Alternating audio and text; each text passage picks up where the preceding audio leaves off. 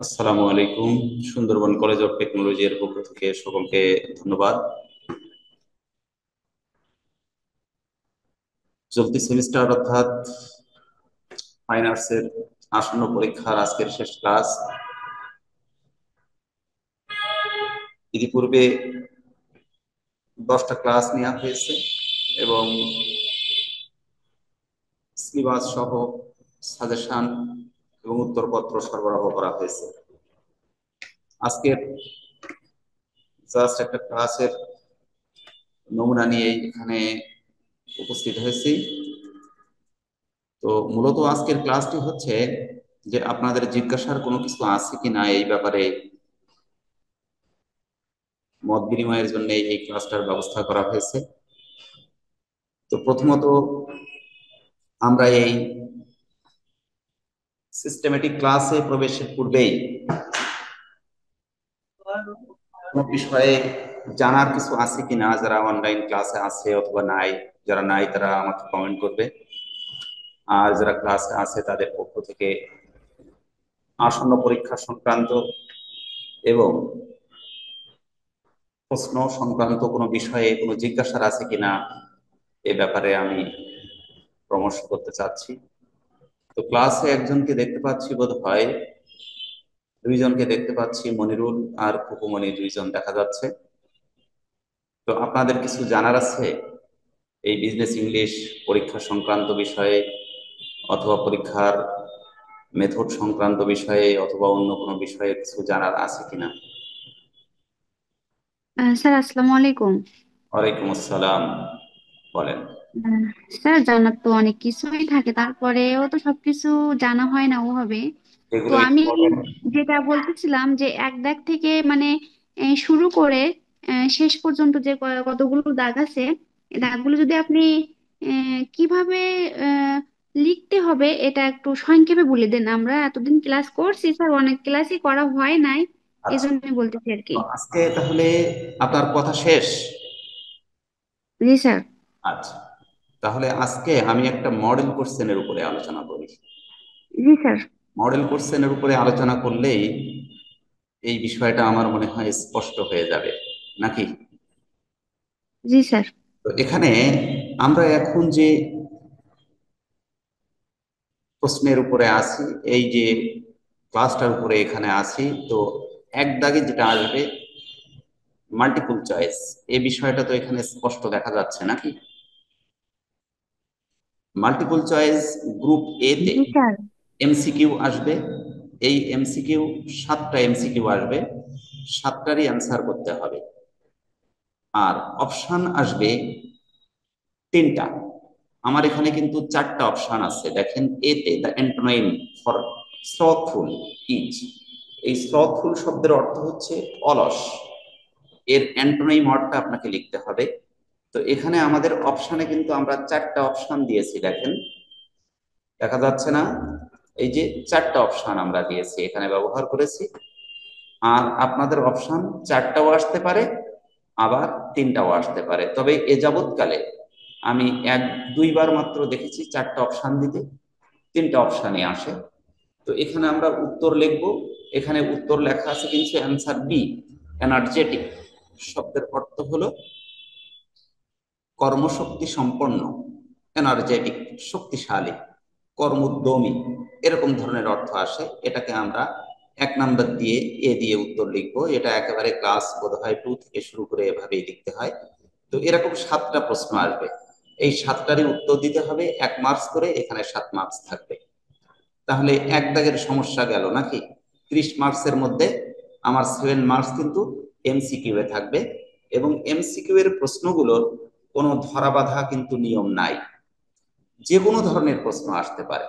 Grammatical touch থেকে আসতে পারে, অর্থাৎ গ্রামার সংক্রান্ত যত বিষয়ের সম্পৃক্ততা আছে, ট্রান্সলেশন থেকে শুরু করে, সিনোনিম অ্যান্টোনিম থেকে শুরু করে, একেবারে এ টু জেড জেনারেল নলেজ, এর উপর থেকে যে কোনো ভাবে প্রশ্ন এখানে আসতে পারে। এই 7টি প্রশ্নে ধরাবাঁধা কোনো নিয়ম নাই। ক্লিয়ার হয়েছে কিনা এক দাগের হিসাবটা? ক্লিয়ার স্যার, হয়েছে এক দাগ? স্যার আমি জি, বলি স্যার। বলেন। আহ আমরা তো খাতায় এক দাগ দিচ্ছি। এরপর আমি এ দাগ দিয়ে হচ্ছে হ্যাঁ, অ্যান্সার লিখে বি নাম্বারটা দিয়ে দেবো, বি দিয়ে লিখবো হচ্ছে ইনার্জেটিক। জি এটাই জি তো জি, স্যার? হ্যাঁ হ্যাঁ এটাই। ঠিক আছে, সেম। আপনি নেক্সট কোশ্চেনে যেতে পারেন, মানে 2 আচ্ছা, নাম্বার আমি কিন্তু তাহলে এই যে মাল্টিপল চয়েস রয়েছে এগুলো আর আলোচনার মধ্যে গেলাম না, আমি সরাসরি বি গ্রুপে যাই নাকি? এখানে আমার অ্যান্সার দেওয়া আছে, এই যে 7টা এমসিকিউ আছে, এমসিকিউ এর কিন্তু অ্যান্সার এখানে রেড সিগন্যাল দিয়ে দেওয়া আছে, ঠিক আছে? সুতরাং এগুলো কিন্তু আর আলোচনায় গেলাম না। তো এখানে কিন্তু আরেকটা জিনিস বলে রাখি, এই যে 7টা এমসিকিউ আছে এই এমসিকিউ এর মধ্যে আপনার আসতে পারে এখানে, ধরেন ইডিয়াম ফ্রেজ আসতে পারে। এই ইডিয়াম ফ্রেজটা এমসিকিউ আকারে আসবে। এখানে একটা ইডিয়াম ফ্রেজের সম্পৃক্ততা করা হয়েছে, ই নাম্বার দেখেন, আমি যেটা এখন আপনাদেরকে এই সিগন্যাল দিচ্ছি ই নাম্বার। এই এমসিকিউটা আসছে কিন্তু ইডিয়াম ফ্রেজ থেকে। বাই অল মিনস এর অর্থ কি? যে কোনো ভাবে। এখানে মিনিংলেস রয়েছে একটা, সার্টেইনলি রয়েছে নাম্বার 2 অ্যান্সারে, নাম্বার 3 আছে আনসার্টেইনলি, নাম্বার 4 আছে মেনি। এই 4টা অপশানে সার্টেইনলি অর্থটা আমরা এখানে অ্যাড করব, অ্যান্সার হিসেবে আমরা চাচ্ছি। তো এই যে আপনার ইডিয়াম ফ্রেজ যেটা আসছে, এই ইডিয়াম ফ্রেজটা কিন্তু এমসিকিউ এর মধ্যেও থাকতে পারে, আবার গ্রুপ বি তে এটা কিন্তু আসতে পারে। আসতে পারে বলতে আসবেই, 3টা ইডিয়াম ফ্রেজ আসবে, তার উত্তর দিতে হবে কিন্তু 2টা।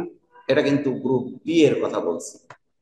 তো আমি সেখানে একটু পরেই আলোচনায় যাচ্ছি। তাহলে এমসিকিউ থেকে একটা প্রশ্ন আমরা পেলাম যেটা নাকি ইডিয়াম ফ্রেজ থেকে আসবে, অর্থাৎ ইডিয়াম ফ্রেজ এমসিকিউ এর মধ্যে দিয়ে দিতে পারে।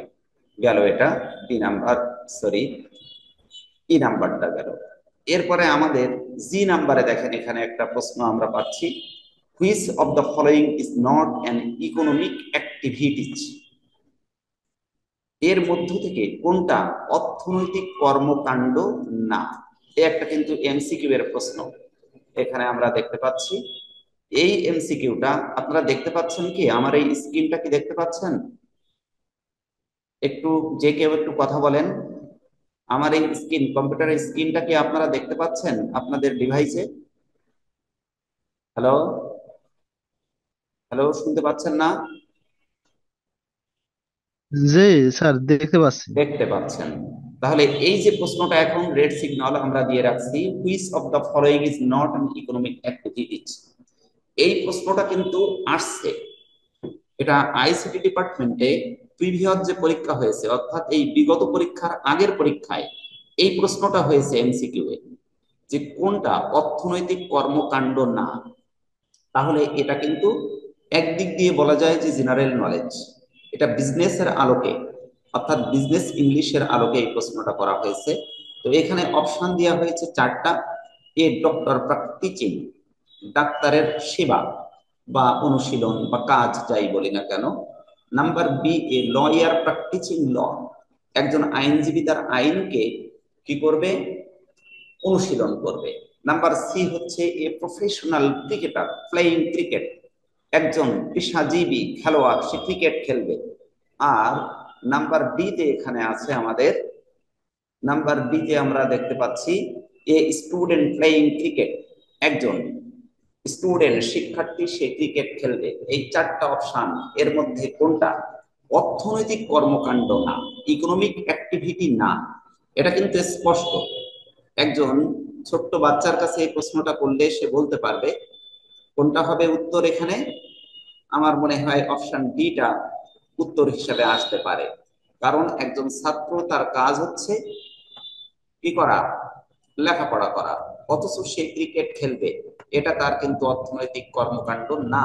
সঙ্গত কারণে এখানে টি আমাদের অ্যান্সার হিসেবে আসছে, নাম্বার টি।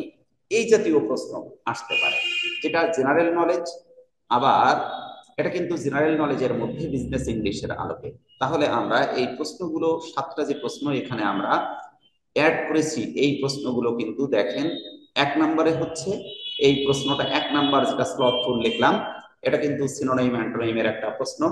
নাম্বার 2 অর্থাৎ বি তে যে প্রশ্নটা আসছে, এটা কিন্তু আসছে আপনার ওয়ার্ড ফরমেশনের উপরে। এই যে অ্যাবিলিটি শব্দটা, অ্যাবিলিটিটা হচ্ছে কোন পার্টস অফ স্পিচ? অ্যাবিলিটি, এই যে অ্যাবিলিটি শব্দটা নাম্বার বি, এটা কোন পার্টস অফ স্পিচ? অ্যাবিলিটি, সামর্থ্য, কোন পার্টস অফ স্পিচ জানা আছে শব্দটা? কি কেউ বলতে পারবেন নাকি? সবার জানা আছে, নাউন। বলেন তো। Sir verb sir. এটা নাউন, নাউন। তাই না? হ্যাঁ। তো আমরা নাউনের একটা সহজ হিসাব পাই, দেখেন। এই ক্লাসগুলো আসলে অনেক গঠনমূলক হওয়ার কথা ছিল। I have no ability to help you, আমার নেই কোনো ক্ষমতা তোমাকে সাহায্য করার ব্যাপারে। তো এই যেখানে স্বভাবত যে শব্দগুলোর পূর্বে, অর্থাৎ প্রিভিয়াস, প্রিভিয়াসে যে শব্দগুলোর নো বসে, এ নো নো, তার পরবর্তী শব্দগুলোকে আমরা সঙ্গত কারণে নাউন হিসেবে ট্রিট করি। আর যে শব্দগুলোর পূর্বে নট বসে, এনওটি নট, এই নট শব্দটা বসে, স্বভাবত এই শব্দগুলোকে আমরা অ্যাডজেক্টিভ হিসেবে ট্রিট করি। তাহলে দুই স্বভাবত করি, এই যে ব্যতিক্রম হবে না এমনটি নয়, তবে স্বভাবত এই সূত্রটা কাজ করে।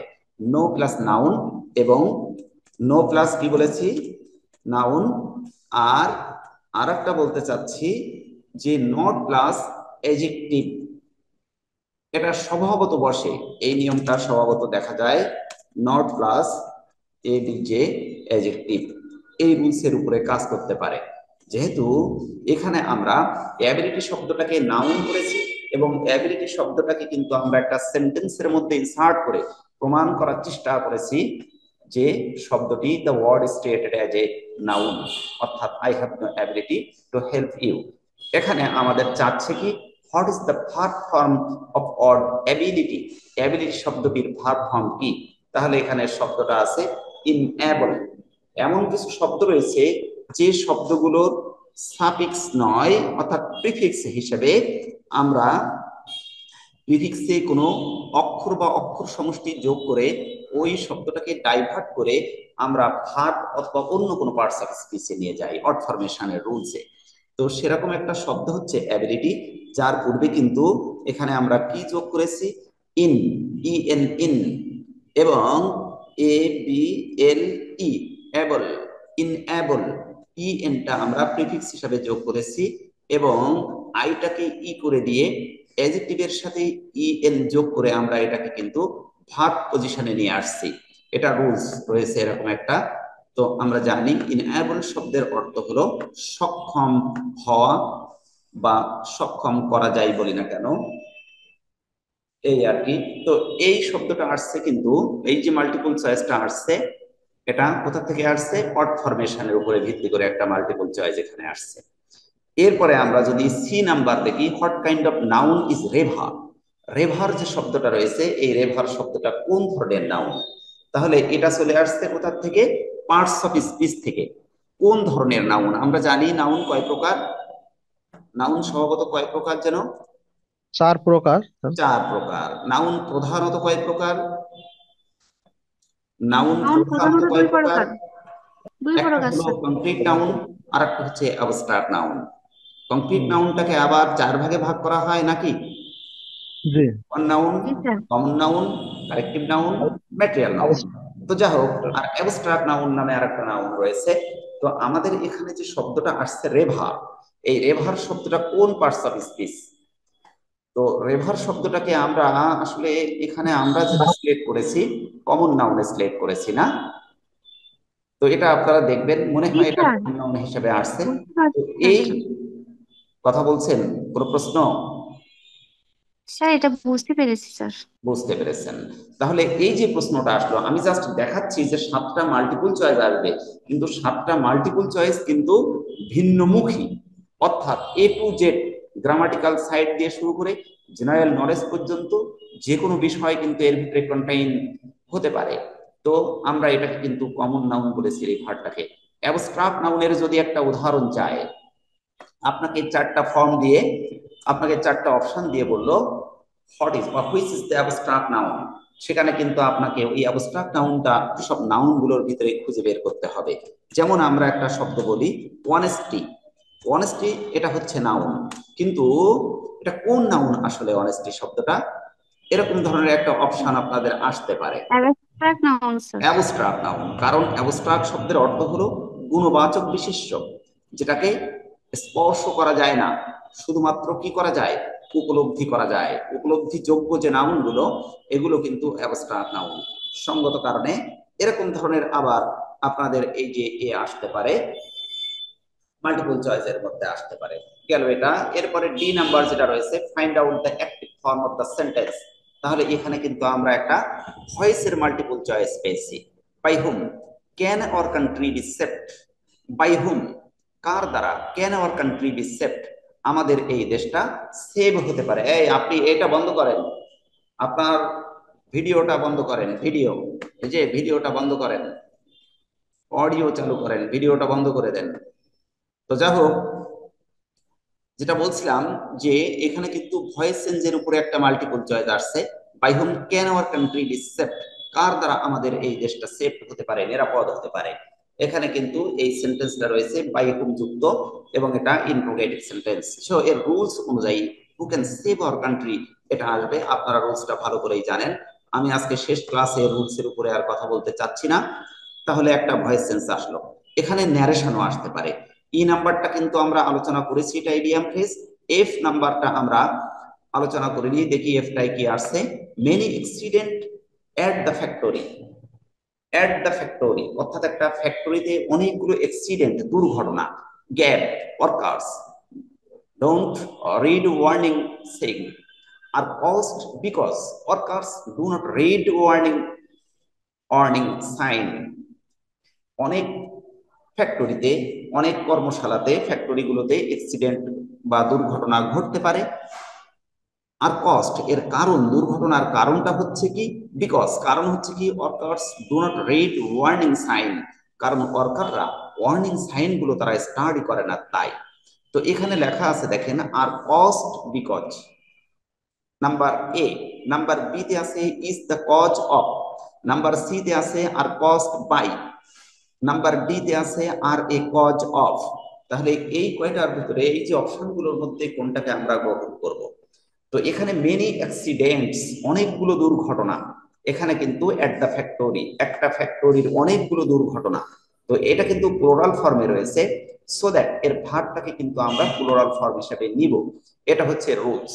তো এখানে আমাদের ইজ রয়েছে এক জায়গায়, আর রয়েছে তিনটা স্থানে রয়েছে। তো আরটাকে আমরা গ্রহণ করলাম।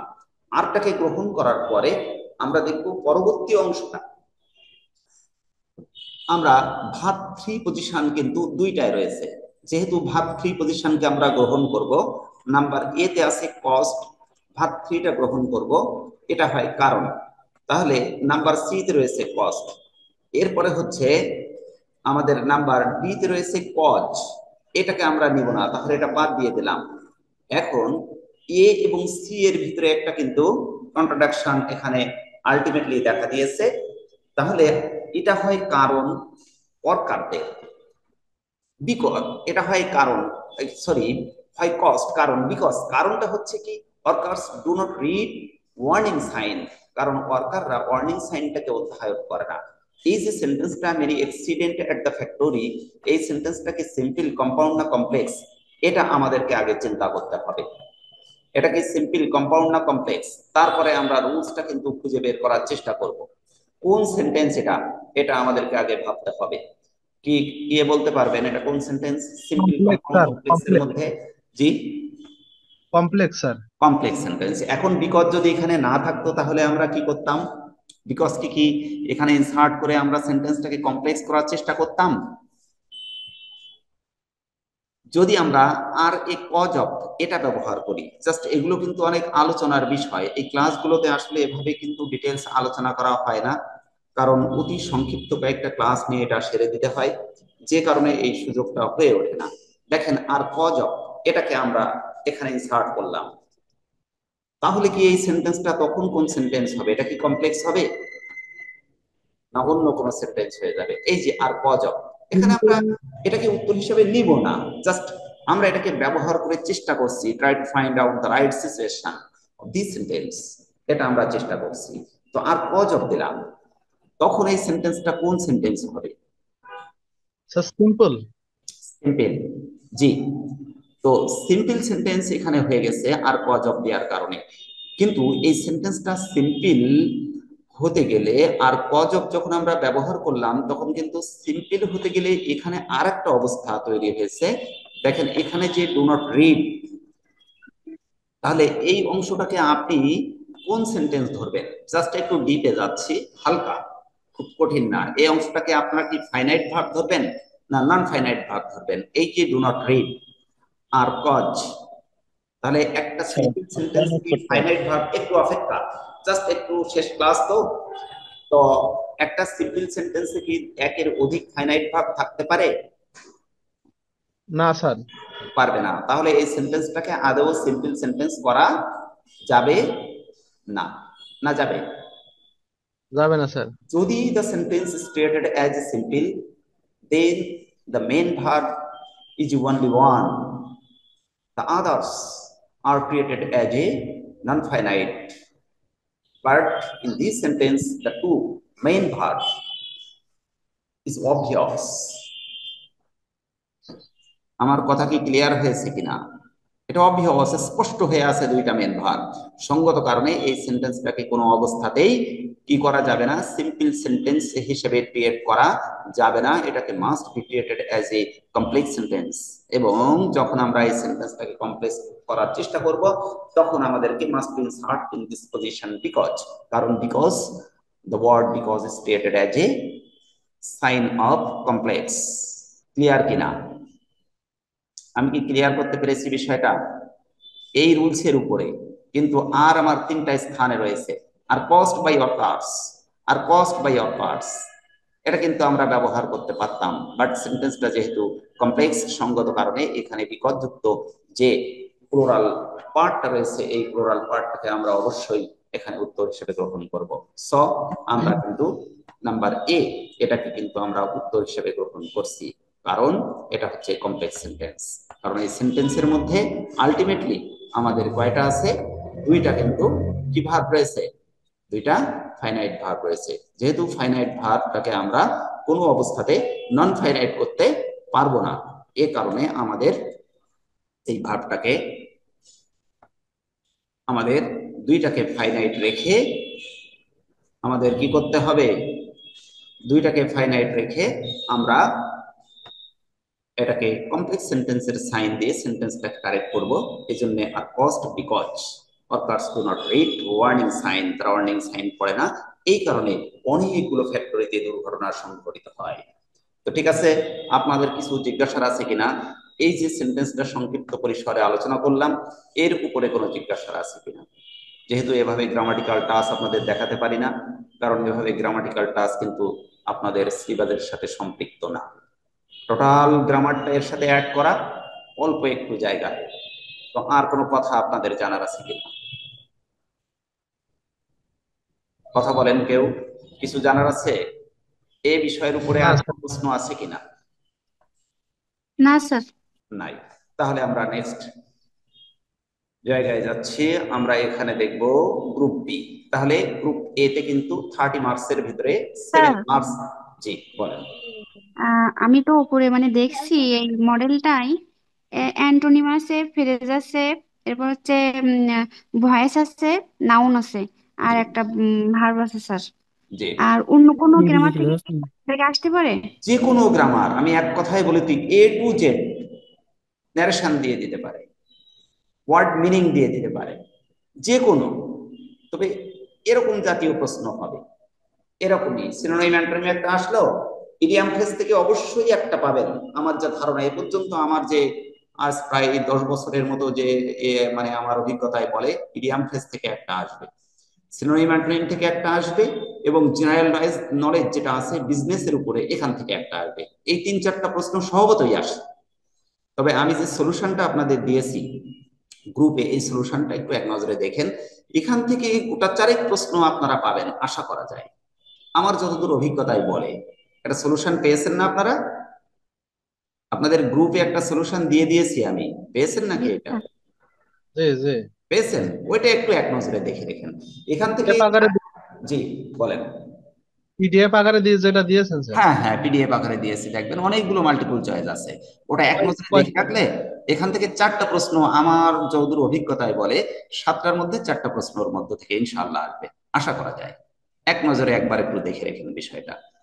আর গ্রুপ বি এবং সিতে যা দিয়েছে এটা বলা যায় 80 থেকে 90% কভার করবে। গ্রুপ বি তে সেম পার্সেন্ট কভার করবে আপনাদের প্রশ্ন যা আসবে গ্রুপ বি, যে অ্যান্সার শিটটা দিয়েছি। আর গ্রুপ সি তে অনুরূপ প্রশ্ন চলে আসবে। তবে বিশেষ করে ইমেইল এবং আরেকটা কি যেন লেটার, এই দুইটা আপনারা কনফার্ম আশা করা যায় ওর মধ্য থেকে পেয়ে যাবেন, এই আর কি। তো এরপর আমরা তাহলে আর কোনো কথা আছে আপনাদের? গ্রুপ এ এর উপরে আর কোনো কথা আছে? না নাই। স্যার। আচ্ছা, এরপরে আমরা গ্রুপ বি তে আসি। ইডিয়াম ফ্রেজ থাকবে এখানে 3টা, দেখেন আমার এখানে 2টা ইডিয়াম ফ্রেজ আমি লিখছি, তাই না? 3টা থাকবে আপনাদের ইডিয়াম ফ্রেজ। এই ইডিয়াম ফ্রেজটা কিন্তু মাল্টিপল চয়েস আকারে আসবে না। আবারও বলছি, মাল্টিপল চয়েস আকারে আসবে গ্রুপ এ এর মধ্যে। গ্রুপ বি স্পিকিং স্কিল এর মধ্যে ইডিয়াম ফ্রেজ যেটা আসবে এটা মাল্টিপল চয়েস আকারে না, জাস্ট ইডিয়াম ফ্রেজের একটা একটা ইডিয়াম ফ্রেজ এখানে দিয়ে দিল, মানে একটা দিবে না, দেবে 3টা। 10 to 1 খুব সম্ভবত এই যে একটা ইডিয়াম ফ্রেজ দিল, এটা 3টা দিবে এরকম। আমি এখানে 2টা দিয়েছি। 10 to 1 এটা আসবে, আপনার প্রশ্নে আসলো। নাম্বার 2 তে আমি দিয়েছি কি যেন, নাম্বার 2 তে দিয়েছি এখানে বার্ডস আই ভিউ, এবং আর একটা মনে করেন আসলো বাই ওয়াল মিনস। এই 3টা আসলো, এই 3টা থেকে আপনারা 2টা লিখবেন, কিন্তু এটা মাল্টিপল চয়েস আকারে লিখবেন না। এটা জাস্ট এই ইডিয়াম ফ্রেজের 10 to 1 এর অর্থ লিখলেন, এই খুব সম্ভবত। এটা আপনারা বাংলায় লিখবেন না, ইংরেজিতে লিখবেন। যদি ইংরেজিতে লেখা সম্ভব না হয় বাংলায় লিখবেন। যদি তাও সম্ভব না হয় এর মিনিংটা লিখবেনই না, একটা সেন্টেন্স তৈরি করবেন, মেক সেন্টেন্স। আমার কথা কি বোঝা গেছে? বাক্য রচনা যেটাকে বাংলায় বলা হয়। ক্লিয়ার হয়েছে না হয়নি? 3টা পড়বে, 2টা লিখতে হবে। এটা প্রতি বছর আসে। 3টা ইডিয়াম ফ্রেজ পড়বে, 2টা আসবে। আমি কিছু ইডিয়াম ফ্রেজ আপনাদের ওই শিটের মধ্যে গ্রুপ বি তে দিয়ে দিয়েছি। ওখান থেকে ওগুলো দেখলে আশা করা যায় ওর মধ্য থেকে আসবে, প্রতি বছরই আসে। এবং আমার ক্লাসে অনেকগুলো ইডিয়াম ফ্রেজ নিয়ে আমি কথা বলেছি। তো এই খুব সম্ভবত লেখার পরে আপনি এখানে একটা সেন্টেন্স তৈরি করবেন আপনার মতো করে, কোনো অবস্থাতে কঠিন না, সব থেকে সহজ যেটা সেটা নিয়েই আপনি একটা সেন্টেন্স তৈরি করে দিবেন এখানে। আমি কিন্তু এখানে মাল্টিপল চয়েস আকারে এখানে দিয়ে দিয়েছি অর্থটা ক্লিয়ার করার জন্য। তাহলে এখানে এ তে রয়েছে ভেরি লাইকলি, বি তে রয়েছে বি সিরিয়াস, সি তে রয়েছে সরোস অ্যান্ড হ্যাপিনেস, এবং ডি তে রয়েছে ফ্লি। এই 4টার অর্থ কিন্তু আমরা জানি। তো এখানে আমরা এই যে গ্রুপ এ তে যে বিষয়টা এখানে আমরা সম্পৃক্ত করেছি, ভেরি লাইকলি, এইটা হচ্ছে এর আমরা এখানে লিখব। আমি কিন্তু লেখার কথা বলছি টোটাল। এটাকে আমরা লিখবো কিভাবে? এটাকে আমরা করলাম, মনে করেন আমি এর অ্যান্সারটা লিখছি। অ্যান্সার এখানে আমরা 2 দাগের লিখলাম। প্রথমে আমাদের ইডিয়াম ফ্রেজটা হচ্ছে এইটা, 10 to 1, এটা লিখলাম। লেখার পরে আমরা কি লিখবো? এটার বাংলাটা আগে লিখবো না, আমরা আগে লিখবো ইংলিশ অর্থটা। একটু এই যে ভেরি লাইকলি, এটাকে আমরা নিয়ে নিলাম, এখানে হাইফেন দিয়ে নিয়ে নিলাম। এরপরে আমরা যদি মনে করি বাংলাটা লিখবো, এখানে লিখলাম। এরপরে আমরা এখানে একটা সেন্টেন্স তৈরি করলাম, 10 to 1, ভেরি লাইকলি বা খুব সম্ভবত। এই দিয়ে একটা সেন্টেন্স আপনি আপনার মতো করে তৈরি করবেন, করলে এর কাজটা শেষ। আমি কি ক্লিয়ার করতে পেরেছি বিষয়টা? 2টা আপনারা লিখবেন, পড়বে 3টা, 2টা লিখতে হবে, মার্কস 2, অর্থাৎ 2 মার্কস। কিন্তু এখানে আমরা 4টা প্রশ্নের উত্তর দিব, তার মধ্যে একটা প্রশ্ন গেল ইডিয়াম ফ্রেজ, থাকবে 3টা, আমরা লিখবো 2টা। কথা বলেন, আমাকে একটু সাহায্য করেন, তাহলে সামনে আমি আগাতে পারবো।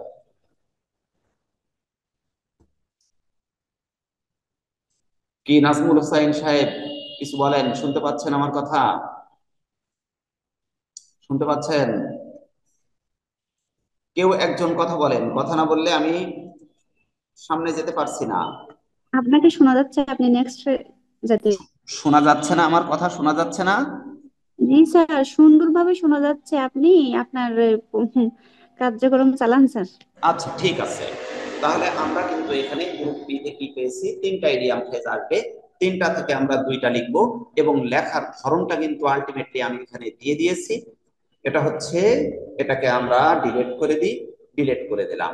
তাহলে ইডিয়াম ফ্রেজ থাকলো আমাদেরকে, এটা হচ্ছে 10 to 1। আমরা রেফারেন্সটাকে কেটে দিলাম, এটা পুরো আমরা অমিট করে দিই। এটা আমার প্রশ্নে থাকলো রেফার্স টু 1, বাস এটাকে কেটে দিলাম। এটা কিন্তু আমার প্রশ্ন আমি দেখাচ্ছি ইডিয়াম ফ্রেজ একটা। তাহলে 10 to 1 অ্যান্সার লিখলাম। ভেরি লাইকলি লিখবো আমরা, অর্থাৎ ইংরেজিতে এর অর্থটা লেখার চেষ্টা করব, অর্থ না পারলে আমরা সরাসরি সেন্টেন্স মেকিং করব। বাস। এরপরে আমাদের ইডিয়াম ফ্রেজ এখানে একটা আসছে, দেখি আমরা।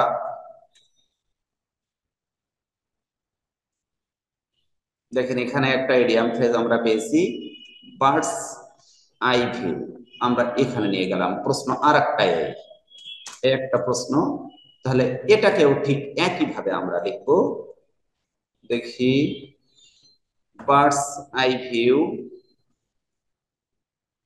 সরি,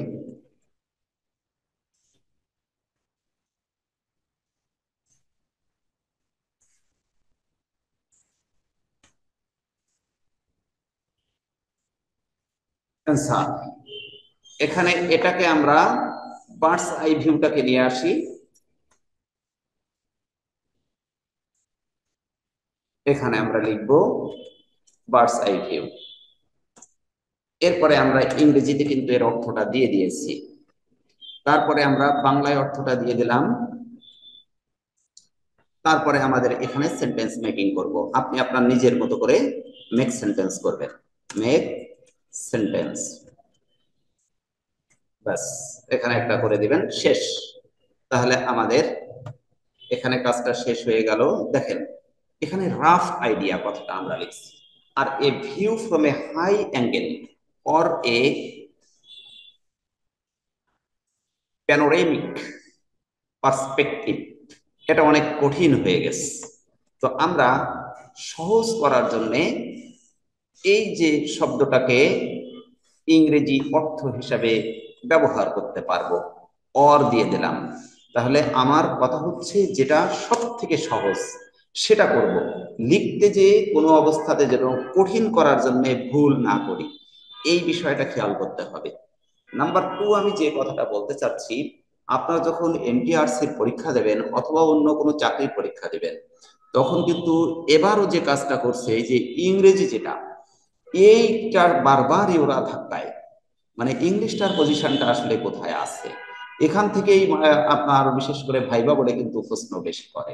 তো ইংলিশে মার্কসটা কেমন আপনারা উঠেছেন এই বিষয়টাও বারবার দেখে। এই জন্য ইংরেজিতে মার্কসটা যাতে বেশি আসে সেই বিষয়টার উপরে একটু খেয়াল করবেন ভালো করে, যেন একটা ভালো মার্কস এর মধ্যে নিয়ে আসা যায়।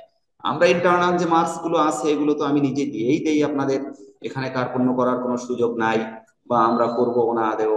কিন্তু রাইটিংসে যে 30 মার্কস, এর ভিতরে একটা মিনিমাম মার্কস আপনারা ক্যারি করার চেষ্টা করবেন। তো যাক, এভাবে আমরা কয়টা প্রশ্ন করব, দুইটা। আমি কিন্তু দুইটা এখানে দেখাইছি, আপনাদের এখানে দুইটা দেখিয়েছি। এই দুইটা প্রশ্ন কিন্তু আমরা এখান থেকে উত্তর লিখব, ঠিক আছে? উত্তর কয়টা লিখব, দুইটা। এই যে দুইটা আমি দেখাইছি, পড়বে তিনটা। এরপরে আমাদের 2 মার্কস গেল, এখানে কিন্তু 8 মার্কস। দেখেন উপরে লেখা আছে গ্রুপ বি তে 8 মার্কস, তার মধ্যে একটা একটা দুই, 4টা প্রশ্ন আপনাদের উত্তর দিতে হবে। একটা প্রশ্ন চলে গেল ইডিয়াম ফ্রেজ। এরপরে 2 নম্বর প্রশ্ন যেটা, দেখেন 2 নম্বর প্রশ্ন শর্ট কনভারসেশন, এটা কিন্তু আপনাদের থাকবে, এটা প্রত্যেকটা পরীক্ষায় থাকে। অর্থাৎ ডায়লগ, যে ডায়লগ গুলো আমরা ছোটবেলায় পড়েছি এরকম ডায়লগ থাকবে। এই শর্ট কনভারসেশন এখানে একটা দেয়া হয়েছে, conversation between shopkeeper and customer about discount offer. যেমন আমরা এই সামনে ঈদ, আমাদের জুতায় ডিসকাউন্ট, তারপরে এটায় ডিসকাউন্ট, ওটায় ডিসকাউন্ট, কত ডিসকাউন্ট রয়েছে, এই ডিসকাউন্ট সম্পর্কে আপনি ক্রেতা এবং বিক্রেতা এই দুজনের মধ্যে একটা আমরা একটা ডায়লগ এখানে দিয়েছি। তো এত বড় ডায়লগ লেখার কোনো দরকার নাই, আপনারা এটা দেখে নেবেন, আমি একটু পরে পিডিএফ করে এটা সেন্ড করব। তো এরকম একটা ডায়লগ এটা আসতে পারে কিন্তু।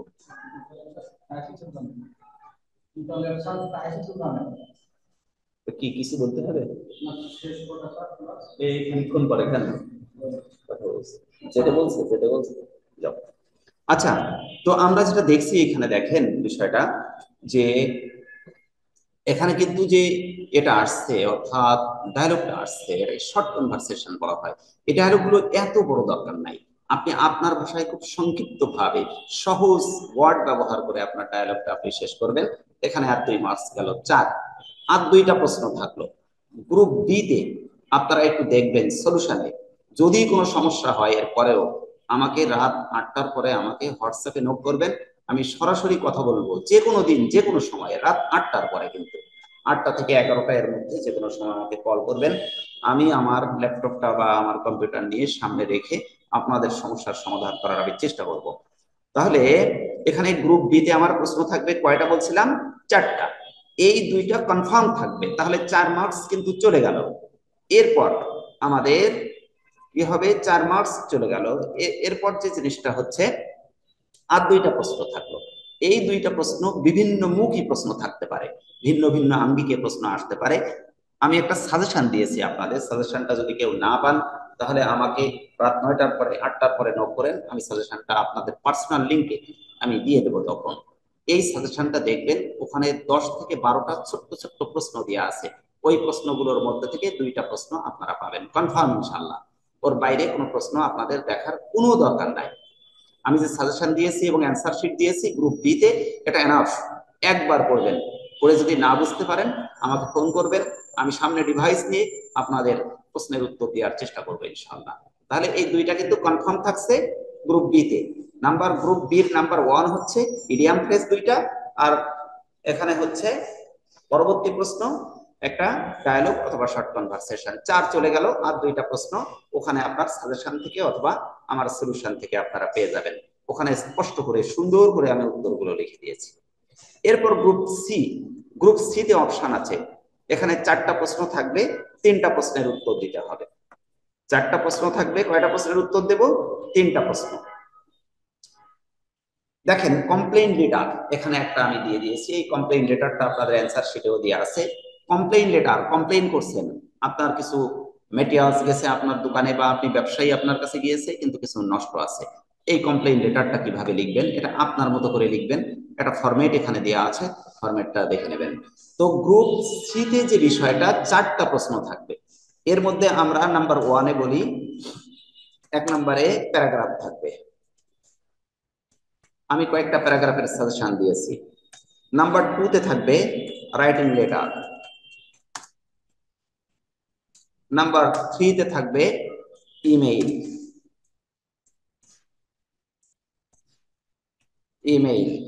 নাম্বার 4 থাকবে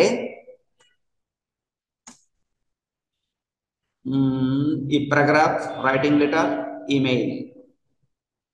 আর হচ্ছে পোস্টার। আর একটা বিষয় হচ্ছে প্যারাগ্রাফ, রাইটিং লেটার, ইমেইল। আচ্ছা একটু ওয়েট, আমরা দেখি। প্যারাগ্রাফ গেল, রাইটিং লেটার গেল, ইমেইল গেল, শর্ট কনভারসেশন না, আর একটা হচ্ছে ভুলে যাচ্ছে, এটা একটু দেখি।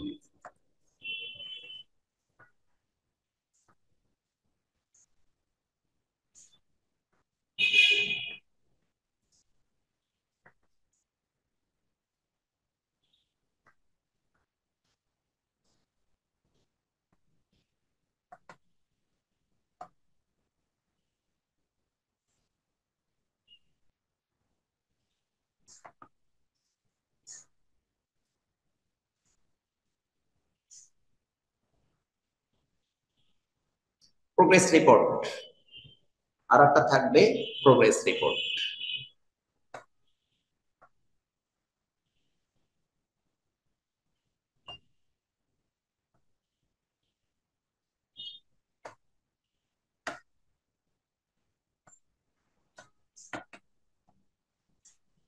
তাহলে আমরা এখানে কয়টা পেয়েছি? 4টা।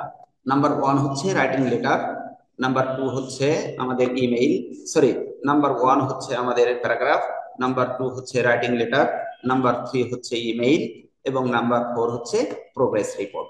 এই প্রোগ্রেস রিপোর্টটা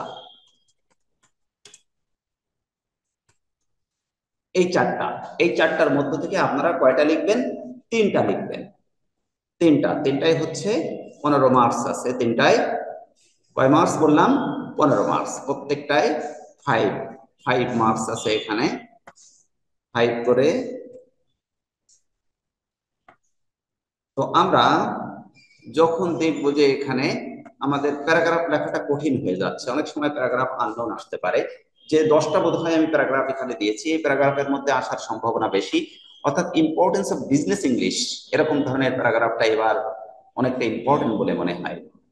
তো এরকম ধরনের প্যারাগ্রাফ কিছু করবেন, এখন ফ্রি হ্যান্ড রাইটিং এ লেখার চেষ্টা করবেন। প্যারাগ্রাফটা যদি কঠিন হয়ে যায়, তাহলে এই যে 2 অপশন থেকে, অর্থাৎ রাইটিং লেটার্স, ইমেইল এবং প্রোগ্রেস রিপোর্ট, এই 3টা আপনারা লিখতে পারবেন।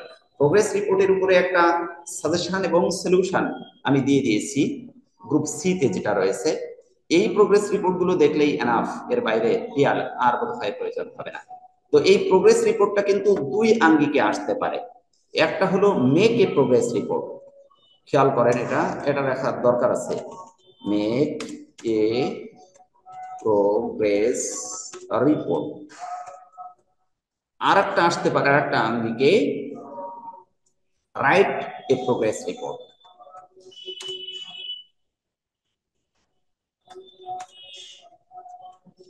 এই 2 আঙ্গিকে আসতে পারে। তো যদি আপনাকে লিখতে বলে প্রোগ্রেস রিপোর্টটা এই আঙ্গিকে আসে, তাহলে এটা কিন্তু আপনাদের অ্যান্সার শিটে আসবে।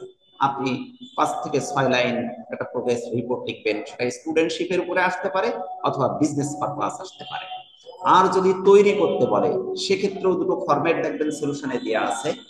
এই সলিউশনের মধ্যে ছবির মতো 2টা ফরম্যাট দেওয়া আছে। একটা স্টুডেন্টশিপের উপরে আসতে পারে, এর মধ্যে 1 নাম্বার হচ্ছে কি বললাম? স্টুডেন্টশিপ, নাম্বার 1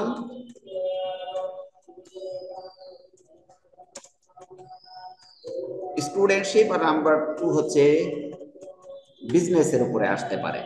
এই 2 আঙ্গিকে লিখতে বললেও ওই 2 আঙ্গিকে আসতে পারে, আর যদি তৈরি করতে বলে সেটাও এই 2 আঙ্গিকে আসতে পারে। এর বাইরে আর কোনোভাবে প্রশ্ন আসার সুযোগ নাই।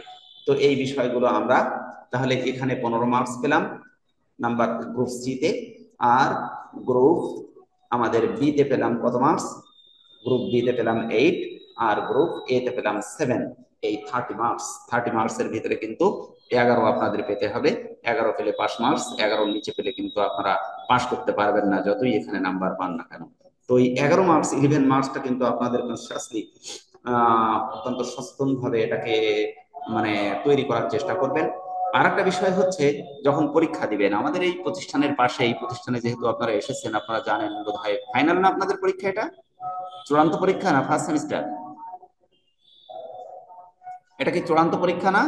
সেকেন্ড জি স্যার, এটা চূড়ান্ত পরীক্ষা। সেমিস্টার। চূড়ান্ত পরীক্ষা। তাহলে পরীক্ষা আপনারা প্রিভিয়াস দিয়েছেন, পার্শ্ববর্তী প্রতিষ্ঠানে হবে, এবং এই প্রতিষ্ঠানে যখন আপনারা পরীক্ষা দিবেন, বিশেষ করে মাল্টিপল চয়েস যদি অজানা থাকে, এটা আমার পরামর্শ কিন্তু, আপনি জানেন না, ধরেন 2টা মাল্টিপল চয়েস 7টার মধ্যে আপনি পারছেন না, এটা কিন্তু মানে নর্মালি যেন টিক দিয়ে দিবেন না বা লিখে ফেলবেন না, একটু অপেক্ষা করবেন। অপেক্ষা করলে মাল্টিপল চয়েসটা আমি যতদূর দেখেছি এ পর্যন্ত, ওই হলে টোটাল স্টুডেন্টরা জেনে যায় যে কোনো ভাবে। আমি কি বোঝাতে পেরেছি? কথাটা আমার অনলাইনে বলা যদিও ঠিক না, তারপরেও কিন্তু আমি বলে ফেলালাম কথাটা। আমার না, কথাটা ঠিক আছে বুঝতে স্যার, পেরেছেন ধন্যবাদ। কি না আপনারা? স্যার বুঝতে বুঝতে পেরেছেন? পারছি। যেহেতু এটা রেকর্ড থাকবে, তো তারপরেও আমি বলছি যে প্রথমে লিখবেন না, কনফিউশন আছে, একটু অপেক্ষা করবেন। দেখবেন যে মাল্টিপল চয়েস অর্থাৎ 7টা মার্কস, এটা প্রত্যেকটা স্টুডেন্টই পেয়ে যায়। এ পর্যন্ত কোনো স্টুডেন্ট বিজনেস ইংলিশে ফেল করেনি। এই 7টা মার্কস প্রায় স্টুডেন্ট পেয়ে যায়। তারপরে কিছু লিখলেই না ওই আর 4-5 মার্কস পাওয়া, এটা একেবারে সব থেকে দুর্বল, যে তার জন্য কোনো সমস্যা না। তো মাল্টিপল চয়েসটা কোনো অবস্থাতে অজানা লিখবেন না, একটু ওয়েট করবেন। ওয়েট করলে দেখবেন যে মাল্টিপল চয়েসটা আলটিমেটলি আপনার নলেজের মধ্যেই চলে গিয়েছে। তো এই হচ্ছে আমার সর্বশেষ কথা।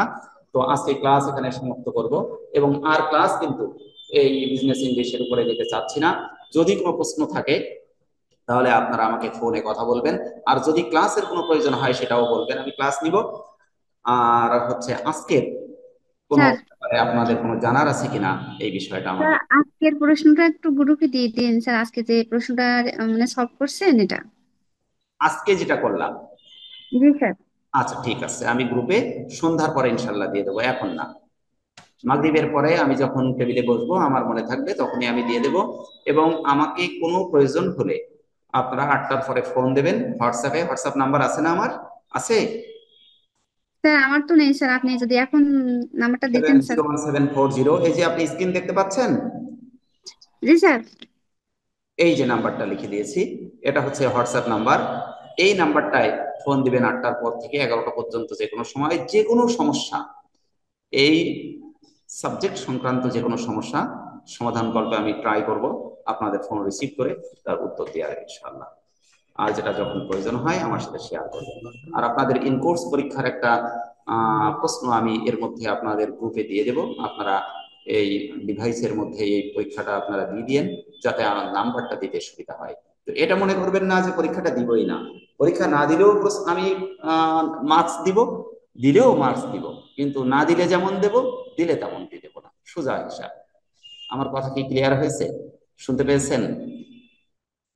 ইন কোর্স জি পরীক্ষার স্যার। একটা প্রশ্ন দিয়ে দেব, আপনারা প্রশ্নটার উত্তর করেন, উত্তর করলে একটা ভালো মার্কস আমি ইনশাল্লাহ দিয়ে দেবো। যেহেতু 70 মার্কস কিন্তু আমরা টিচাররা আপনাদেরকে দিয়ে থাকি, বা এই সাবজেক্টে 70 মার্কস কিন্তু আমরাই দেবো আপনাদেরকে।